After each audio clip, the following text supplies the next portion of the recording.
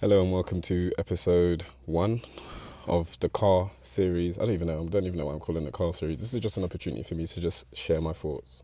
I'm trying to imagine that this is my opportunity for me to reach out as if I was talking to my younger self from 10 years ago. Let's not even say 10 years ago. Let's go back to when I started training. So when I started training originally, I wanted to gain weight. I weighed in around 60 kg. Yeah, 60 kg is when I started. So if I had to go back to my 60 kg self and I had to say to you what I would suggest for you to do now in today's with today's knowledge of me being almost 34, 14 years later from that day, what would I tell you to do to gain weight? So, in the beginning, when you have no knowledge, the hardest part is knowing where to start. So I'm going to be your guide. I'm going to show you what you need to do in order to build muscle.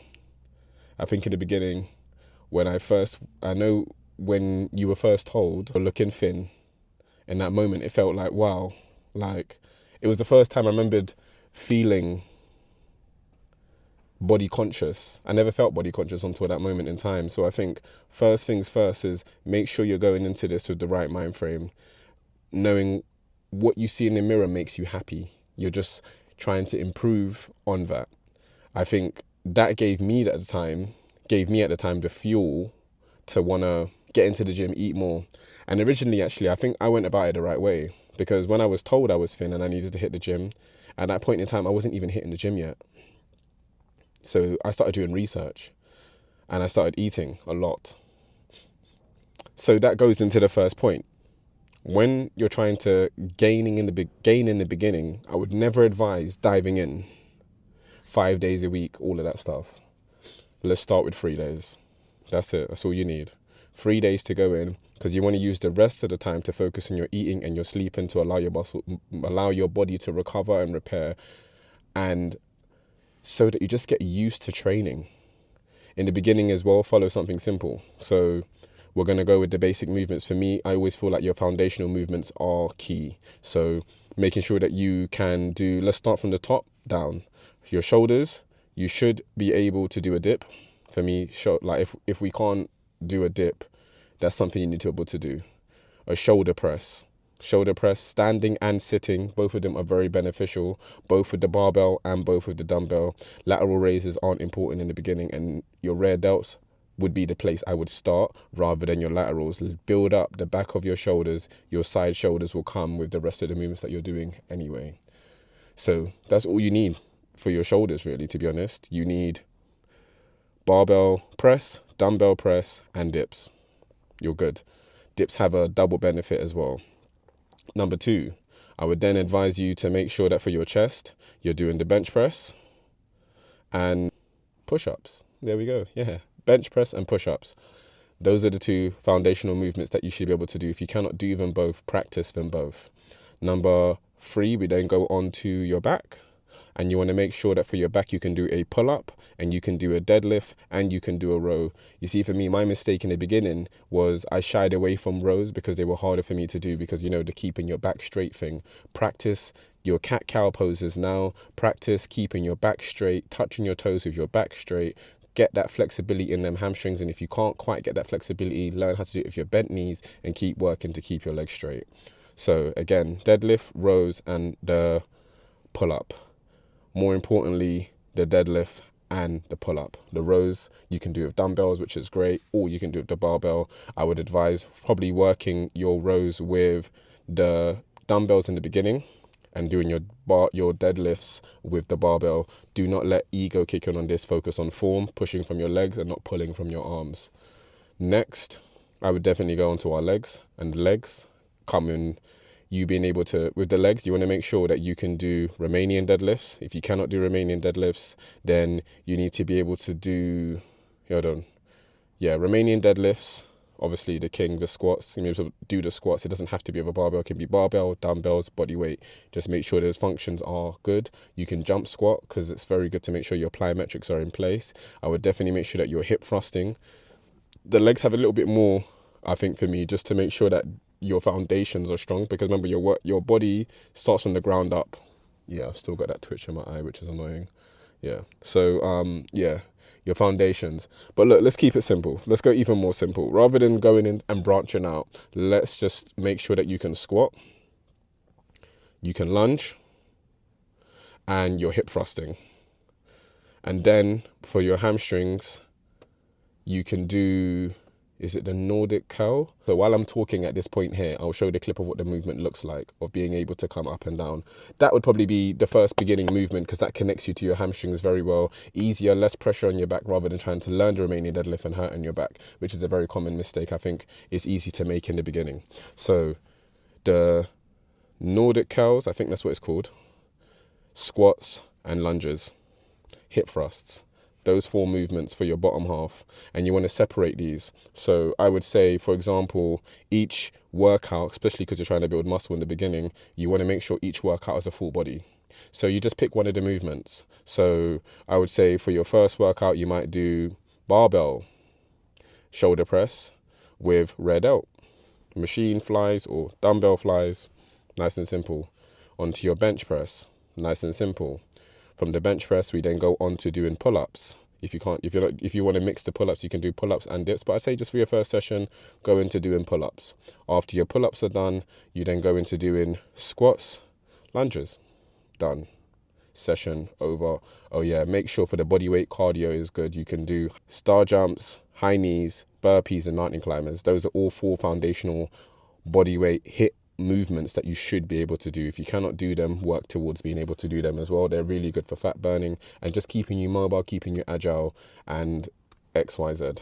Right now, fat burning is going to be not the main priority. Well, it's the main priority because you want to make sure that while you're building, but it's not a priority right now. It's gaining muscle, building up, getting used to eating your food. Then day 1, shoulder press,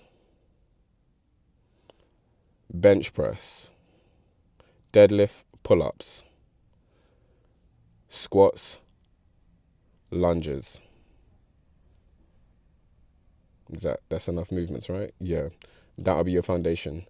2 sets, 6 to 10. 10 means go up. Good form. So now let's talk nutrition.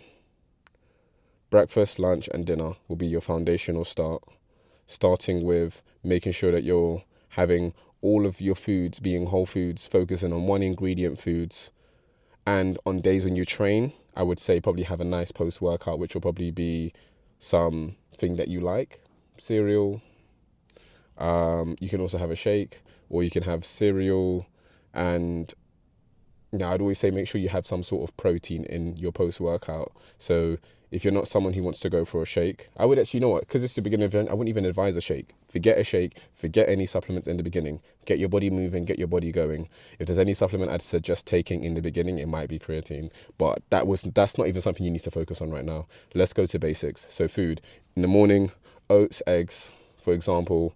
You also, if you have milk with your oats, depending on the milk, I know you like whole milk. That's me. You are going to get protein in that anyway. And then obviously you have a few eggs. That starts your day. And let's start with 3 or 4. 3 or 4 eggs with oats. Nice and simple. Protein. And make sure all meals are balanced. Protein, fat, and carb. Simple.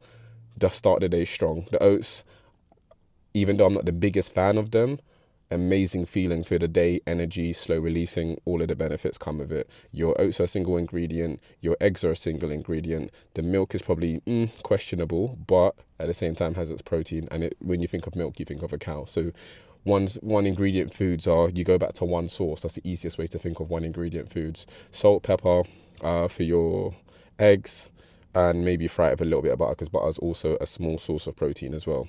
And that's it, we'll keep it there. Meal number 2, you want to go for chicken, beef. I know you're allergic to fish, but if you can eat fish out there, then have fish. So chicken, beef, pork, turkey, even though I'm not really a turkey fan. So I'm just going to keep it simple. Chicken and beef, simple. Rice, potato, In the beginning of my journey, actually, I had a lot of pasta. Pasta actually worked really well for me. Pasta is very hit and miss. So for some people, it works really well. Some people, it doesn't. If it's someone who doesn't work for you, then have it on maybe once a week rather than every day. So stick to one ingredient foods again. Pasta, potato, great sauces. If you're someone who likes to be extravagant, you can go for quinoa. Also quite a nice alternative as well. But for me, pasta and potato, we're good to go. Meal number 2. Also, don't forget your salads. Add your salads in. For me, biggest fan of cucumber, tomato, sweet corn. I'm good with those 3. Bit of red onion, actually. Mix it up again. Lemon, salt, pepper. You're good to go. Season your chicken. Do not make your food boring. Rice, also, you can play with it. Add your vegetable stocks to your rice. Salt, pepper. You can have garlic, spring onion rice, coconut rice. There's so many different types of rice. So just because I say rice and chicken for lunch doesn't mean it has to be boring. You can spice it up. You can even make yourself a chicken fried rice. You got it. Then we go for dinner, and then it's pretty much the same. Rice and chicken, rice and beef. Beef can also be beef mince, steak, or you can have pork chops. Pork chops are probably the best one. Pork shoulders. You can, lamb chops and them things aren't bad, but you know, they're quite low in protein. So for me, I like to go for high protein, which is the steaks, the beef, and the chicken. And chicken breast, obviously the leanest meat, but for me, I love chicken legs. Chicken legs do just as much damage as a chicken breast, just a little bit less protein, but tastes a lot better and is a lot more versatile in the terms of, I don't know, I can't even say versatile because chicken breast is probably the most versatile actually when I think of it, because you can cut it up into everything. And that's it. That's your 3 meals for the day. Start there. That's your basics. Just get into a regular routine. So training 3 days a week, 3 meals a day, and that's such a beautiful foundation. Three meals, three meals a day, 3 workouts a week, and just going for a half an hour walk. And that keeps you in a nice space. Also making sure that sleep is a priority. So this is what you eat every single day, along with on the days when you train, as I said, have some cereal on the day that you train.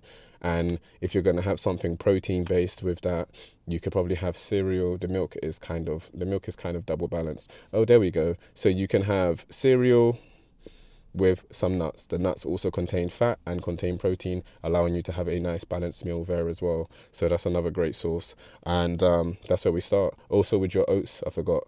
Oats in the morning, add your favorite fruit, whether that's strawberries, banana, blueberries. Blueberries are great for the mind, so that's my go-to. Bananas are great, especially if you're on a bulk. So maybe mixing the both of them together is a quite nice mix. But in the beginning, because you're trying to gain muscle and build up from 60, I remember in the beginning I was trying to go from 60 to 70. I had this thing in my head every year, try and gain 10 kg. Start with the bananas, a bit heavier. Blueberries, add it in the mix every now and then. And that's where I would start. Yeah, that's pretty much it for you. Have a great day. Don't forget to like and subscribe. I'm going to be back again tomorrow giving more tips on how I would build muscle in the beginning, going a little bit more in depth on the next steps, I guess. Yeah.